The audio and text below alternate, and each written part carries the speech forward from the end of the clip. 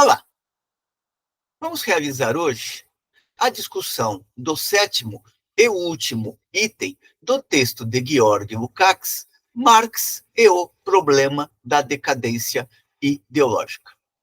Lembremos que, por decadência ideológica, Lukács está considerando aquele momento no qual o pensamento burguês procura não desvendar o que é a realidade, e sim mistificar cada vez mais a realidade. No caso da produção literária, a análise objetiva vai cedendo espaço cada vez mais para o intimismo, para as análises subjetivas, para aquela que tenta pensar o indivíduo, mas o indivíduo descolado das suas relações sociais reais. Lukács observa que esta tendência a caminhar em direção ao subjetivismo e, juntamente com o subjetivismo, a priorizar mais a retórica do que a análise do próprio objeto ou daquela própria realidade que se tem diante de si, ela se desenha desde o final da primeira metade do século XIX. Atenta ele, por exemplo, a crítica endereçada por Marx à decadência ideológica. Crítica esta que se concentrava na tarefa de revelar o espírito pequeno burguês que se escondia por detrás da retórica superficial e pomposa daqueles literatos. Os mesmos esforços no sentido de desmistificar esta arte da retórica que se sobrepõe à análise do real, poderemos encontrar, observa Lukács, em Lenin, só que desta vez no combate que Lenin realizou com os anarquistas e as correntes afins. Para Lukács, é próprio do pensamento pequeno burguês deixar-se atrair pela retórica, ao invés de se colocarem corajosamente em confronto com as convicções subjetivas que possuem, colocando estas convicções subjetivas em segundo plano e trazendo para o primeiro plano a realidade objetiva. Lukács está considerando aqui como retórica, e ele procura definir o que está entendendo por isso. Para ele, retórica é toda a expressão política, científica ou literária que não reflita o movimento real, nem se dê ao trabalho de estudá-lo e expressá-lo. E que, por isso mesmo, ainda que ocasionalmente toque na verdade, afasta-se cada vez mais da trajetória da curva em direção à tangente. Ou seja, ainda que esta forma retórica se aproprie de determinados elementos da realidade, não leva às últimas consequências os elementos dos quais dispõe. Pelo contrário, se afasta cada vez mais da possibilidade de uma análise objetiva da realidade. Para Lukács, este movimento é o movimento real que decide, e não o disfarce ou a máscara, não o nível espiritual tomado isoladamente, e menos ainda a amplitude do saber ou por outras palavras, não basta dominar, por exemplo, regras linguísticas ou estilos de escritura. É necessário que a formação cultural, aqueles elementos culturais adquiridos, eles estejam em sintonia com a possibilidade de aprender a realidade social que determinadas individualidades, ou que aquelas individualidades que se lançam a escrever sobre o mundo precisam adquirir. Portanto, escrever para Lukács não é uma questão de estilo, não é uma questão de formalidade. Escrever é um ato pelo qual aquele ser que escreve, ele procura, de uma maneira ou de outra, ou pelo menos deveria procurar, de uma maneira ou de outra, se aproximar daquela realidade, compreendendo-a sem mistificações. Para Lukács, o espírito pequeno burguês só pode ser intimamente superado por uma verdadeira compreensão dos grandes conflitos e das crises do desenvolvimento social. O pequeno burguês jamais compreende estes conflitos, mesmo quando é implicado por eles. Para a atividade do escritor, a tarefa central da literatura deve ser a figuração do homem real. Portanto, o escritor deve distinguir o verdadeiro do falso, o objetivo do subjetivo, o importante do não importante, o grande do pequeno, o humano do inumano, o trágico do ridículo. Este conhecimento, prossegue Lukács, é um reflexo das relações dialéticas da realidade objetiva. Ou seja, tanto aprender a objetividade do mundo decorre do movimento dialético da realidade, como também mistificar o mundo que tem diante de si decorre também deste movimento dialético da realidade. Portanto, o movimento dialético da realidade pode tanto produzir uma aproximação literária da realidade e transformar aquela aproximação na grande literatura, na literatura realista, ou o movimento dialético da realidade pode também ser apropriado de maneira que conduza o escritor para o terreno do subjetivismo, ou então para aquela prática na qual se apropria de certos elementos da realidade, mas, ao procurar transformar aquela apropriação em texto literário, produz, na realidade, uma mistificação daquela dimensão concreta que tem diante de si. Voltemos, pois, a Lukács. Este conhecimento é um reflexo das relações dialéticas da realidade objetiva, ou seja, a realidade possui uma lógica interna, ela não é invenção do pensamento. Também na ideologia da decadência, afloram continuamente os problemas dos valores, dos critérios de verdade. Contudo, tais problemas possuem sempre um caráter substancialmente subjetivo. É a partir do sujeito que a realidade deve ser revalorizada para a literatura da decadência. Isto é extremamente interessante quando observamos hoje como no terreno da literatura mais geral, ou então no terreno do cinema, por exemplo, proliferam filmes que tratam fundamentalmente do indivíduo, como se esse indivíduo estivesse isolado no mundo. Aqueles filmes mais intimistas, lentos, que não procuram problematizar o mundo no qual o indivíduo está, mas tão somente a própria maneira como este indivíduo vive as suas angústias cotidianas. Isto expressa também este momento de decadência do pensamento ideológico da pequena burguesia e da própria burguesia. Ou seja, não se discutem as relações reais. Por que essa desilusão do ser social com o mundo? Pelo contrário, parte-se do princípio de que o mundo produz infelicidade e a única coisa que o indivíduo pode fazer é tentar equacionar esta sua infelicidade pessoal no plano da própria subjetividade.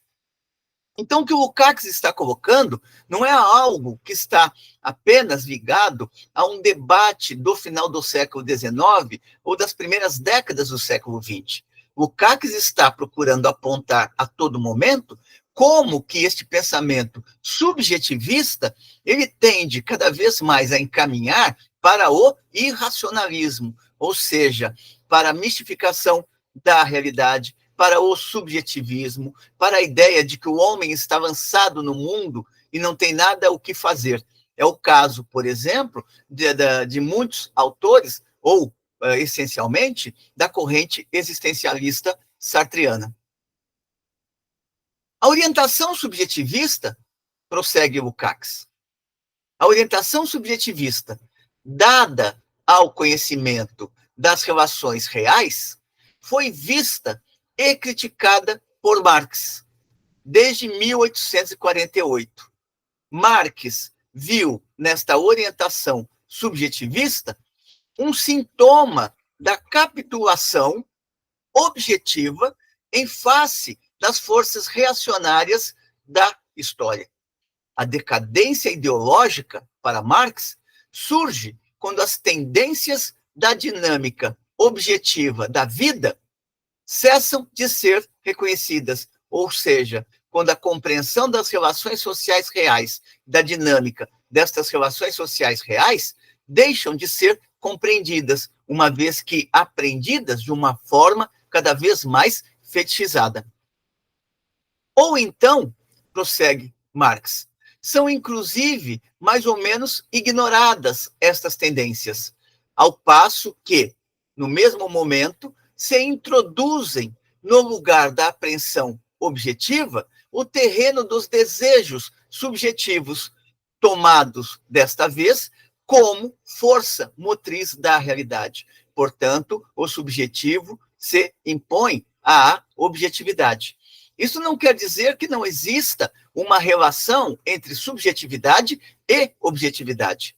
O que o Lukács está procurando apresentar, resgatando inclusive Marx, é que o mundo, enquanto manifestação objetiva, deixa de ser apreendido enquanto tal, de tal modo que a atenção se direciona fundamentalmente para o indivíduo, que se pudéssemos pegar uma expressão de Marx, para o indivíduo puro, ou seja, aquele indivíduo que vive como se estivesse descolado das relações sociais reais. Para Lukács, é sempre necessário desmascarar o caráter pequeno burguês da literatura que vai sendo produzida no período da decadência ideológica. Foi com esta intenção que Marx, a todo momento, partiu da análise dos fatos reais, procurando compreender as contradições internas que perpassavam a realidade. Marx não vai mistificar a realidade, mas, pelo contrário, procurará desvendá-la tal como ela se apresenta dentro dos momentos concretos que produzem determinadas sínteses históricas, consequentemente. O caminho do pensamento pequeno burguês, portanto, desta forma de pensamento que vai valorizar cada vez mais o subjetivismo, o caminho do pensamento pequeno burguês vai se respaldar fundamentalmente na retórica. Vai tomar a retórica, ou seja, o campo mais discursivo, pela realidade. Nesse sentido, o pensamento pequeno burguês, ou o pensamento literário pequeno burguês, ele vai permanecer alheio ao curso das coisas. E o fazem, muitas vezes, estes autores ou estes escritores o fazem, muitas vezes, sem ter a consciência disto, ou seja, o fazem involuntariamente.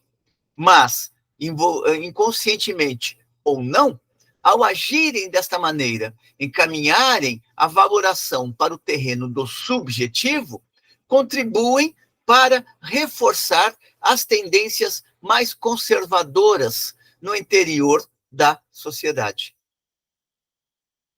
Para Lukács, o núcleo das tendências decadentes é a inclinação a substituir a representação objetiva da história, ou seja, deixar de aprender a realidade tal como a realidade é, ainda que sob sua forma literária, a inclinação a substituir a representação objetiva da colisão histórica pela tomada de consciência subjetiva por parte do herói, da necessidade trágica do próprio fim. Ou seja, este pensamento da decadência, ele vai empobrecer a maneira como se apreende a existência do homem no mundo, ou a existência do ser social no mundo, e mais especificamente, a existência do ser social dentro das relações concretas nas quais se encontra imerso. O Lukács ressalta que é decisivo para os escritores realistas uma justa valorização dos personagens e dos seus conflitos. Isto significa exatamente o oposto do que ocorre com a valoração subjetivista da literatura da decadência.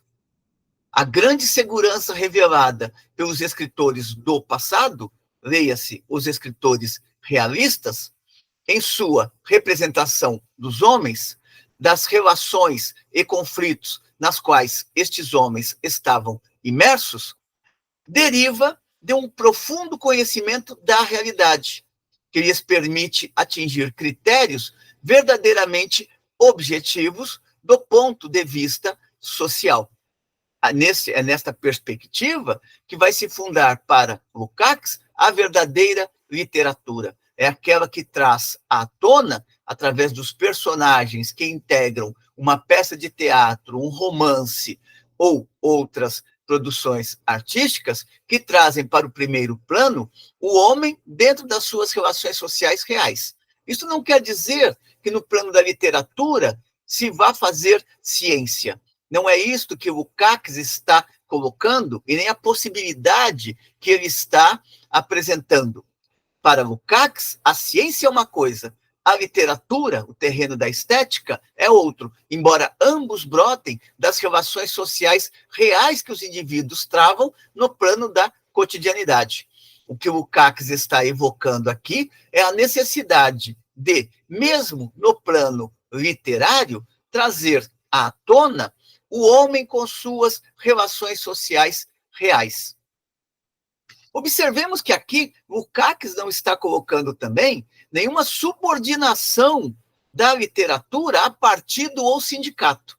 A única coisa que Lukács está reivindicando para que seja possível fazer a verdadeira literatura é que esta não descambe para o terreno do subjetivismo, uma vez que no terreno do subjetivismo se torna cada vez mais impossível compreender quem é o ser social dentro do mundo, portanto, dentro das relações sociais concretas, onde se manifestam suas alegrias, tristezas, angústias, vitórias e derrotas, por exemplo.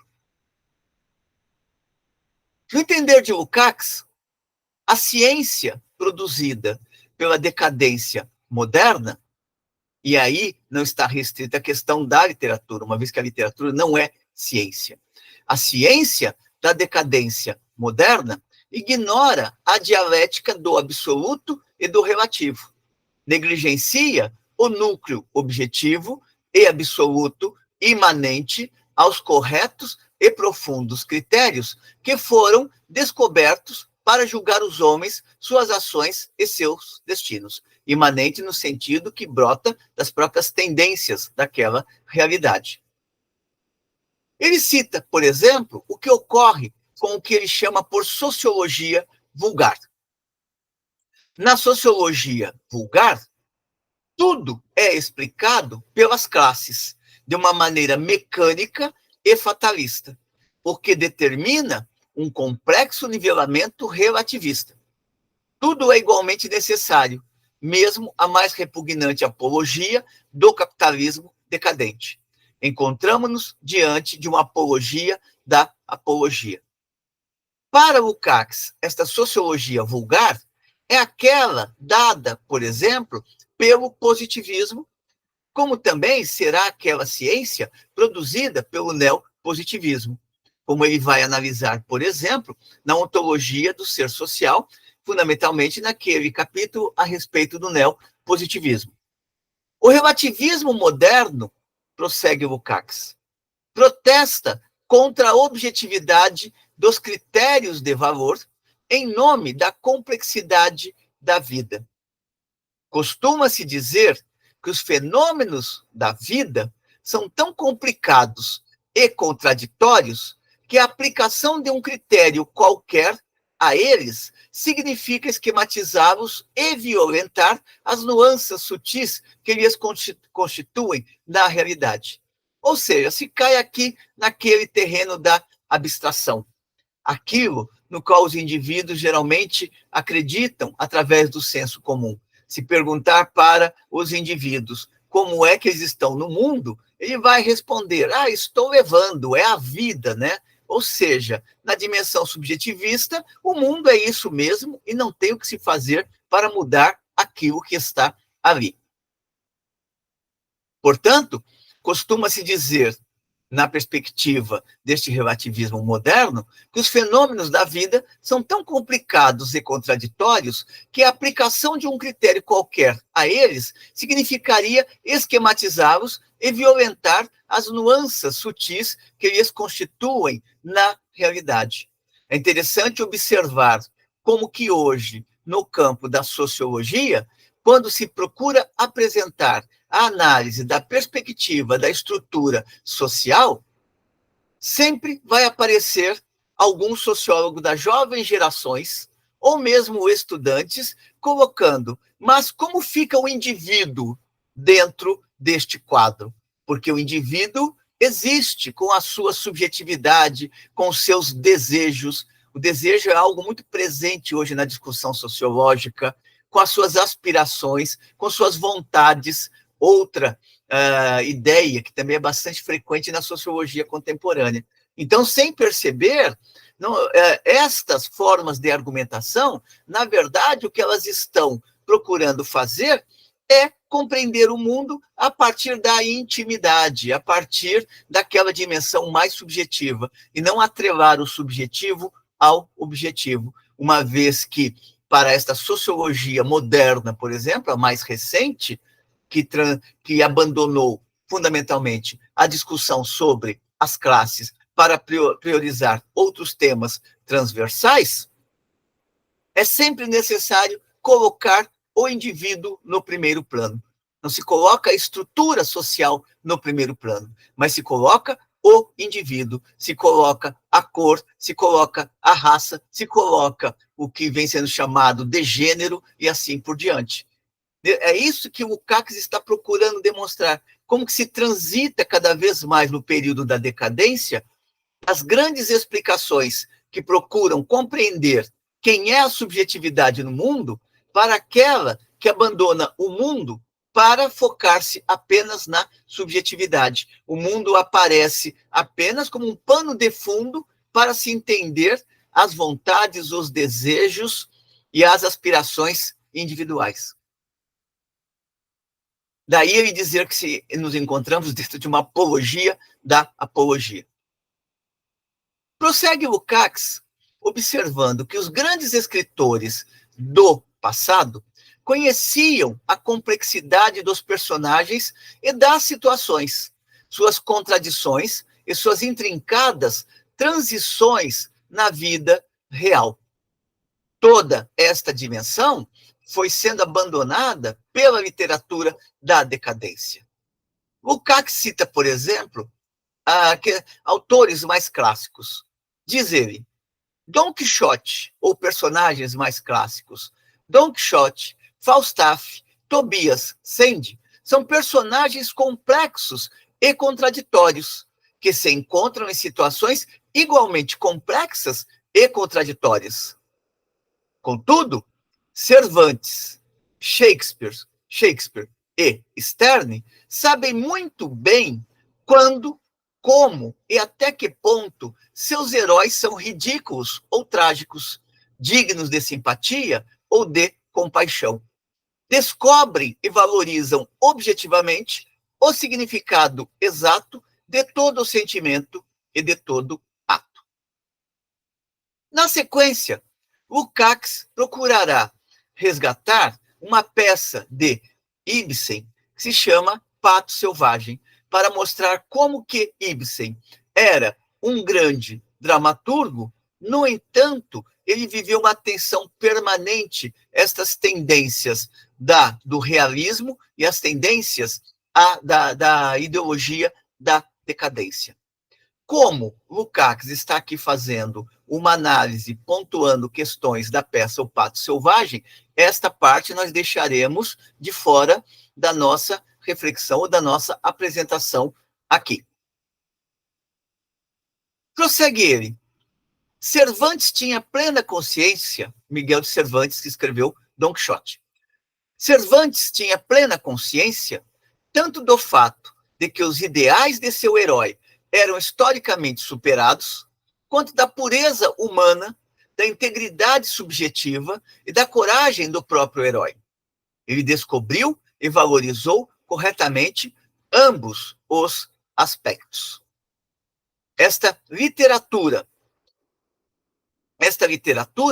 ela foi progressivamente sendo abandonada, sendo descartada no período da decadência. E o que passou a predominar foi o refúgio no simbolismo, que não vai aprender as contradições da realidade, mas sim significa uma aceitação da realidade, tal como esta realidade se apresenta, e a saída para esta realidade, para a qual não se vê saída, é o subjetivismo, é a saída individual e não a saída coletiva.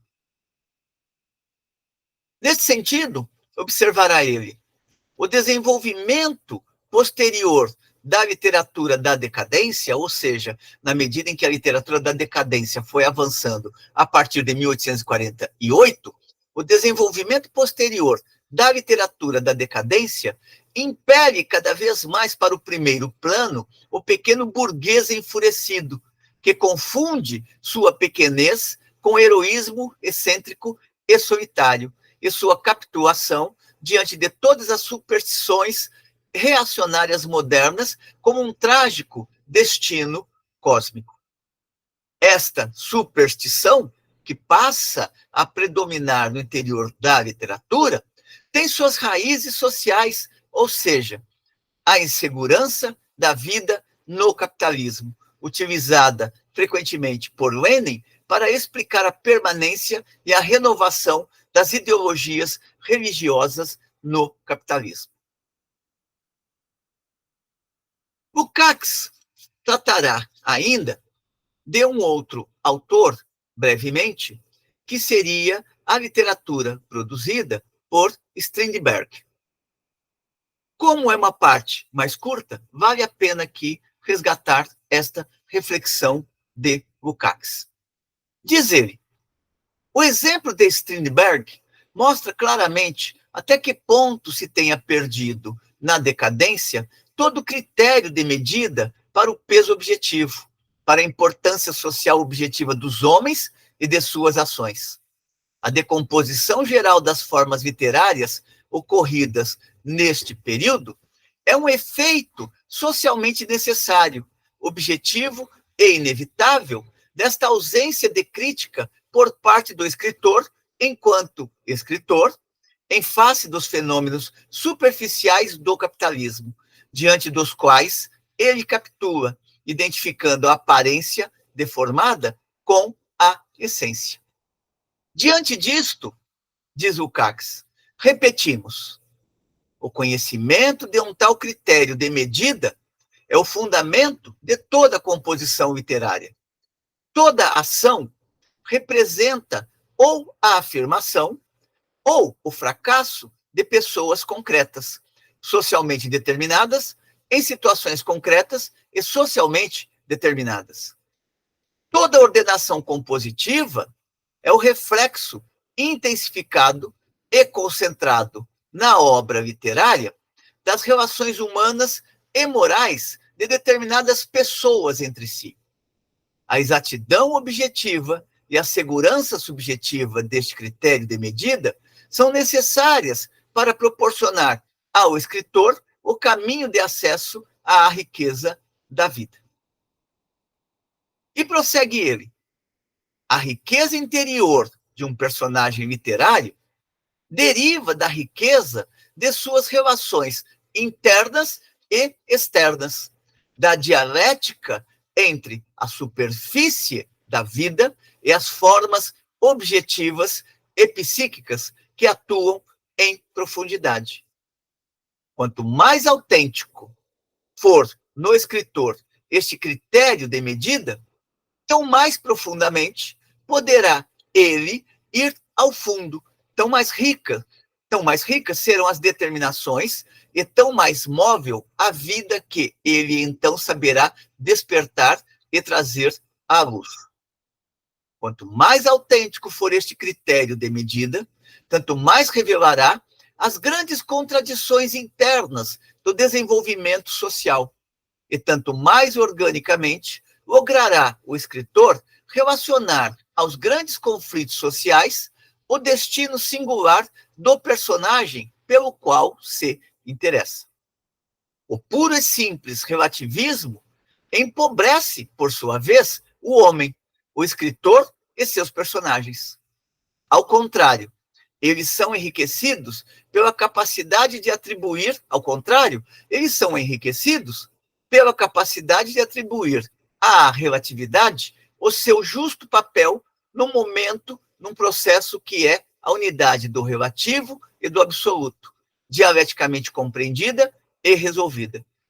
Esta é a razão ideológica porque a literatura da decadência não criou nenhum personagem verdadeiramente típico e duradouro. Essa passagem de Lukács é profundamente interessante. Quando pegamos romances modernos, por exemplo, ou romances mais contemporâneos, podemos ver como que os personagens são, em geral, fluidos. Não tem nenhum personagem que traduz efetivamente o que é o indivíduo nesta fase do capitalismo tardio do século XXI. Pelo contrário, são descrições ligeiras, personagens ligeiros que são introduzidos ou desaparecem na história como se eles fossem mesmos desnecessários para a própria história. Recentemente saiu um filme pela Netflix, se não me engano, o nome do filme é Os Olhos que Não Podem Ver, um título mais ou menos próximo a esse, né? Que se passa na Segunda Guerra Mundial.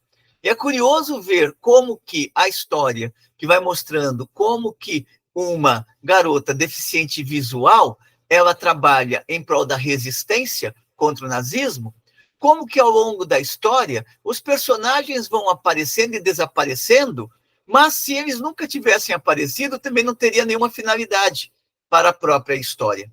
Basicamente, é isto que o Lukács está procurando apontar aqui. Os personagens desta literatura mais recente, da literatura da decadência, são personagens vazios, são personagens que nem resgatam traços históricos da humanidade, muito menos apontam para traços históricos futuros da humanidade, traços históricos possíveis, futuros da humanidade. São simplesmente personagens que estão ali e que o autor insere para compor a história, geralmente uma história extremamente simples, que é enxertada aqui e acolá por dimensões totalmente dispensáveis ou rasteiras, que em nada enriquecem a própria construção literária que se pretende. Portanto, não somente quando o escritor sabe e intui exata e seguramente o que é essencial e o que é secundário, só então estará em condições, também no plano literário, de expressar o essencial e de figurar, a partir de um destino individual, o destino típico de uma classe, de uma geração, de toda uma época. E, se o escritor abandona este critério de medida, perde-se, ao mesmo tempo, a mútua relação viva entre privado e social, entre individual e típico, ou seja, entre o indivíduo e as relações sociais nas quais este indivíduo está imerso. Quando está presente este critério de medida, um evento aparentemente insignificante pode explicitar nas mãos de um grande escritor, uma riqueza infinita de determinações humanas e sociais. Lukács conclui este texto observando que na época da decadência perece, ou seja, morre o grande realismo, e no seu lugar surge, ao lado do antirrealismo e do pseudo-realismo abertamente pela burguesia reacionária, uma longa série de tendências radicais ou tendências de vanguarda, substancialmente dirigidas para liquidar o realismo até em seus fundamentos. Toda a literatura da decadência, do naturalismo ao surrealismo, por exemplo, possui esta função social objetiva. A tendência à decadência, conclui Lukács, não constitui uma fatalidade para o escritor singular, mas sim um problema social normal. Certamente, quanto mais tenha progredido a decadência ideológica geral, tão maiores serão as exigências intelectuais e morais que se colocam ao escritor que não pretende capitular diante da decadência, que quer abrir caminho para o verdadeiro realismo. Caminho circundado por trágicos abismos. Contudo, ressalta a grandeza daqueles escritores que, em épocas tão pouco favoráveis, lograram abrir caminho para o verdadeiro realismo. Aqui Lukács está retomando pontos que discutiu nos itens anteriores. Por exemplo, anteriormente ele colocou como que, na medida em que a literatura da decadência avança, se torna cada vez mais necessária uma firmeza ideológica por parte do escritor para conseguir voltar-se efetivamente para a realidade e não aprender esta realidade de maneira cada vez mais fetichizada. Fica aqui também o convite para assistir aos vídeos anteriores, nos quais estas questões são resgatadas por Lukács. Encerramos, assim, a apresentação deste longo, mas rico capítulo de Lukács, uma vez que ele também nos permite pensar todas as produções culturais, ou boa parte das produções culturais, que têm sido veiculadas no universo do capitalismo avançado hoje. Espero que tenham gostado da discussão. Como sempre, encaminhem suas considerações positivas ou negativas, a fim de que possamos continuar melhorando o nosso trabalho, que, como sempre dizemos, não tem a finalidade de fazer com que o canal tenha a dimensão de um youtuber, e sim trazer textos que possam contribuir para a formação das jovens gerações de estudantes e das jovens gerações de pesquisadores. Até uma próxima. Nos vemos em breve.